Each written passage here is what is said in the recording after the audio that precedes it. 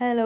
So ಎಲ್ಲರಿಗೂ happy new year 2026. ಎಲ್ಲರಿಗೂ ಒಳ್ಳೆಯದಾಗಲಿ. ಆ್ಯಂಡ್ 2025 ಕೂಡ ಚೆನ್ನಾಗಿತ್ತು, ತುಂಬಾ ಚೆನ್ನಾಗಿತ್ತು. ಅದರಷ್ಟೇ ಚೆನ್ನಾಗಿರಲಿ 2026 ಅಂತಲೂ ಬೇಡ್ಕೊತೀನಿ. ಆ್ಯಂಡ್ ನಮ್ಮ ಪಾಪು ಕಡೆಯಿಂದನೂ ಕೂಡ ಹ್ಯಾಪಿ ನ್ಯೂ ಇಯರ್. ಅವಳದು ಫಸ್ಟ್ ಹೊಸ ವರ್ಷ ಇದು.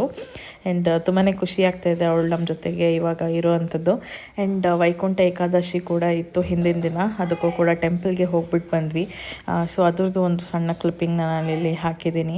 ಪಾಪುನೂ ಕರ್ಕೊಂಡೋಗಿದ್ದೆ, ಬಟ್ ವೆಂಕಟೇಶ್ವರನ ದೇವಸ್ಥಾನದಕ್ಕೆ ಹೋಗೋಕ್ಕಾಗಲಿಲ್ಲ, ಬಿಕಾಸ್ ತುಂಬ ರಶ್ ಇರುತ್ತೆ, ನನ್ನ ಪಾಪುನ ಇಟ್ಕೊಂಡೆಲ್ಲ ಆಗೋದಿಲ್ಲ ಅಂತ ಅಂದ್ಬಿಟ್ಟು ಲಕ್ಷ್ಮೀ ದೇವಸ್ಥಾನಕ್ಕೆ ಹೋಗಿದ್ವಿ. ಲಕ್ಷ್ಮೀ ದೇವರಂತೂ ಸಿಕ್ಕಾಪಟ್ಟೆ ಚೆನ್ನಾಗಿತ್ತು. ನನಗಂತೂ ಕಣ್ಣು ತುಂಬ್ಕೊಂಬಿಟ್ಟೆ ನಾನಂತೂ, ಅಷ್ಟು ಚೆನ್ನಾಗಿ ಕಾಣ್ತಾ ಇತ್ತು ಲಕ್ಷ್ಮೀ ದೇವರು.